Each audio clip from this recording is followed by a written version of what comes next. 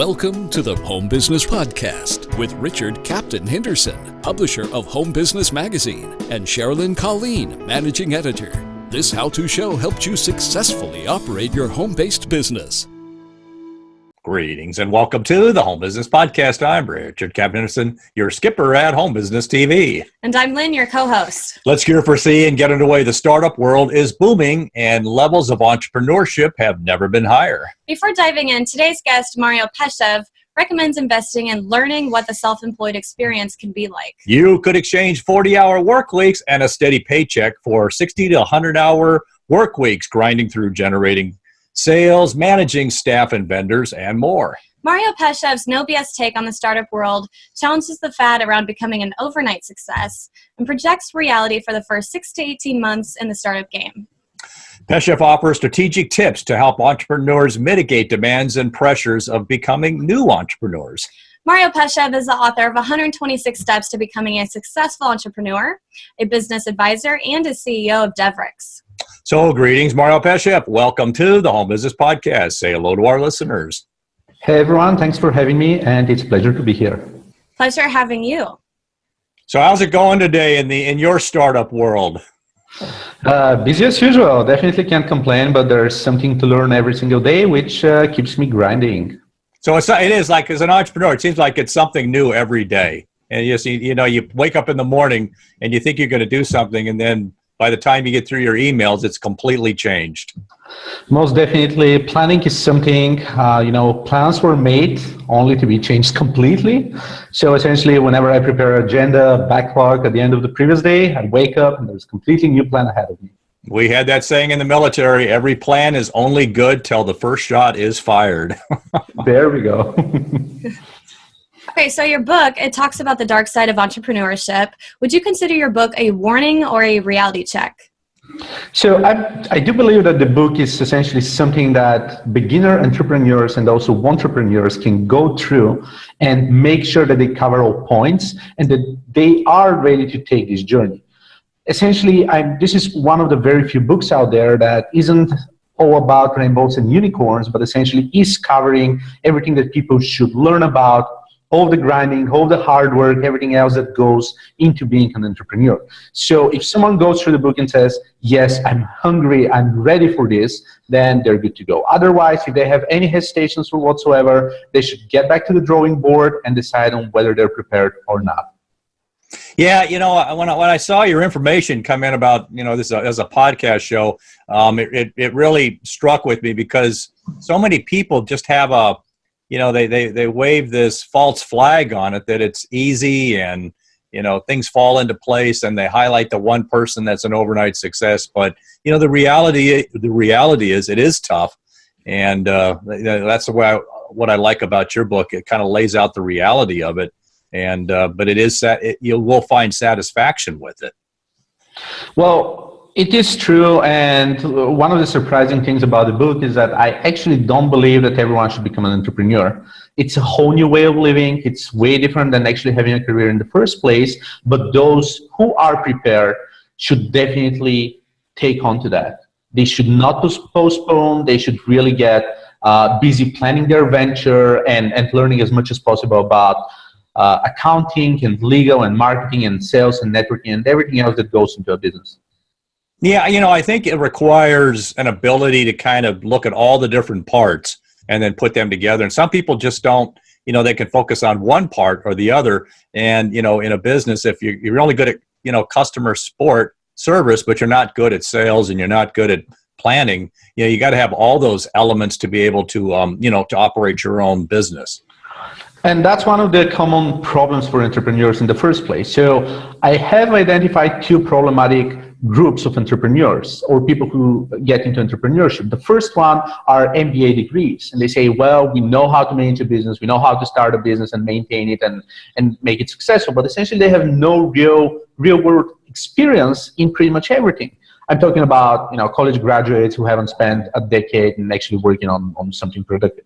And the other group of people are industry experts into a specific niche vertical, let's say be it developers or construction workers or anything like that. And they say, I know my craft, I want to sell my services, but they don't know how to sell, how to deal with, again, paperwork, with billing, with legal, with contracts, whatever you want to call it. So those two groups of people should definitely read the book, simply because it outlines what goes into running a business in the first place. And again, if they're ready to do that, thumbs up, and I'm looking forward Let's talk about that dream a little bit.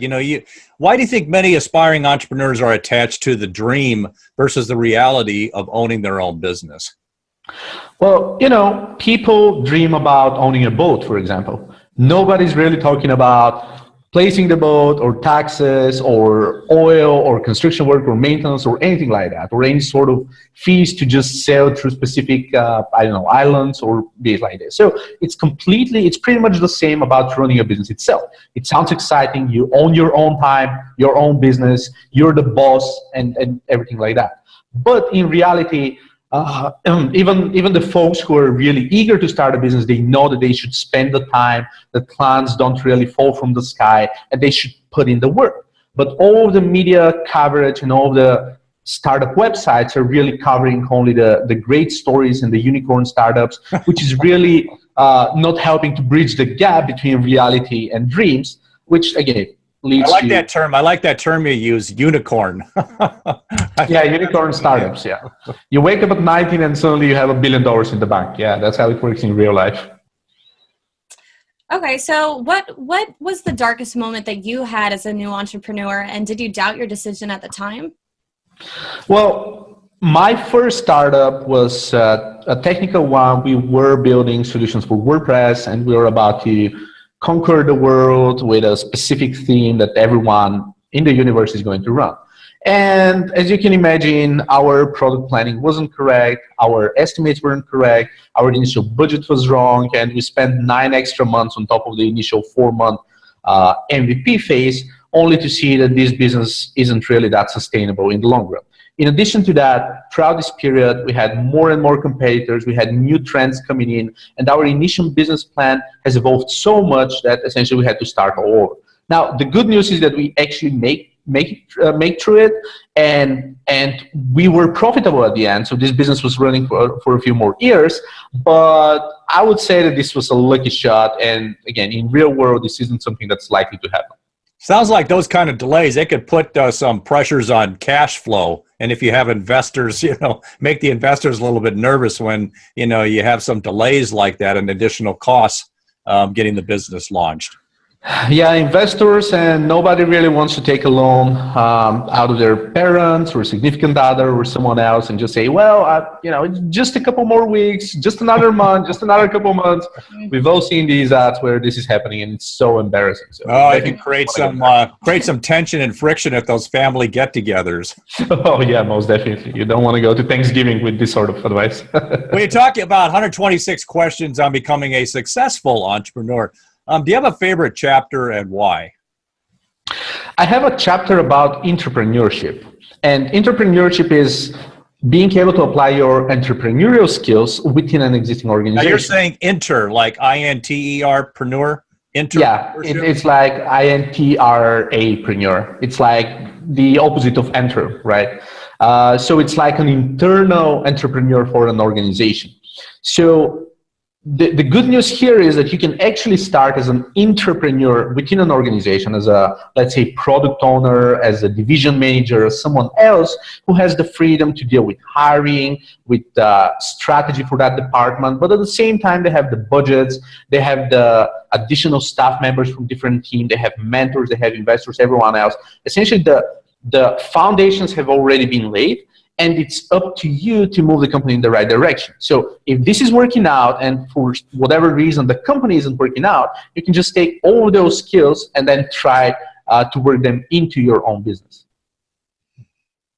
Now, what's one personal lesson that you learned that you wished someone else would have told you before becoming an entrepreneur that would have helped you better avoid the startup dark side? Don't be cocky.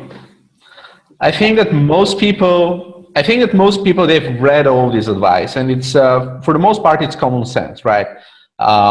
Learn how to operate a business, talk to people, go to networking events, meet other entrepreneurs or business owners or founders, read books, watch courses, like anything like that. And even if some people go through this path, they say, wow, that's boring. I already know that. That's the basics. I'm not going to have any challenges with it. So this resistance to being open-minded, to understanding how much you don't really understand from running a business is the biggest blocker for most beginning entrepreneurs. Yeah, I want to pull that out a little bit more because I think you're hitting a really good point. And again, I haven't really heard this one either, but you mentioned being open-minded and make sure.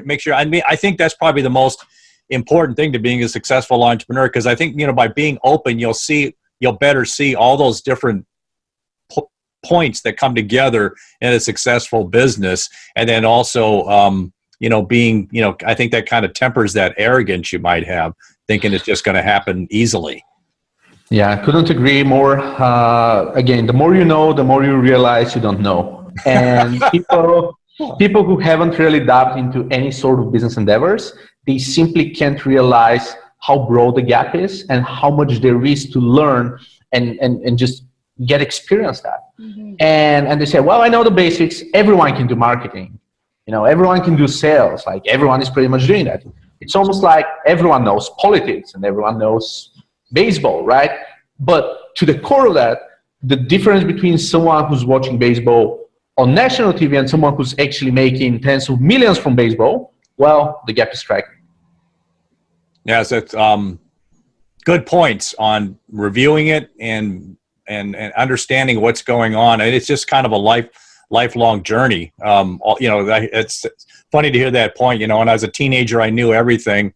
And by the time I retired, I knew nothing. That said, I think that kind of sums up with business too. You just got to keep an open mind and learn something each day. Well, let's talk a little bit more about, home-based and the kids. Many parents who, are entrepreneurs or have home-based businesses to spend more time with their kids. Do you have any advice on finding that balance between your business and family?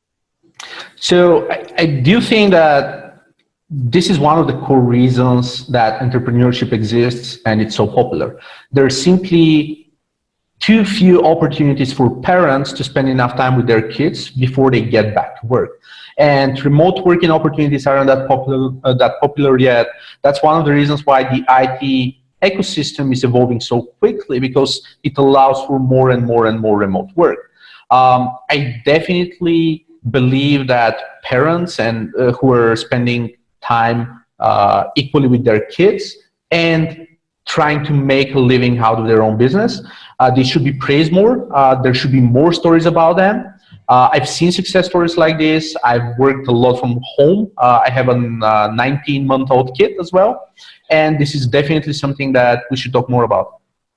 Well, I think, yes, it does. You are going to be working more, but if you organize your time and you're there, you can actually, spend more quality time with family members, even if you are actually working more, but it requires some discipline and planning. I believe that technology is helping out a lot. Just a decade ago, we couldn't even fathom the idea of having video conferencing at large. Yeah. Or just being at the beach and stream from your phone and have a video call from your phone and things like that. This is helping out a lot. Smartwatches as well. You can get something for $100 and get push notifications and make calls while you're driving and a lot of other things that you wouldn't be able to do otherwise. And if people try to become smart about it and try to plan their time zealously, this is definitely possible. Yeah, I mean, but like also, say you're trying to find more time with your kids and you take them. Now you can take your kid to a sporting event. Say they play in something.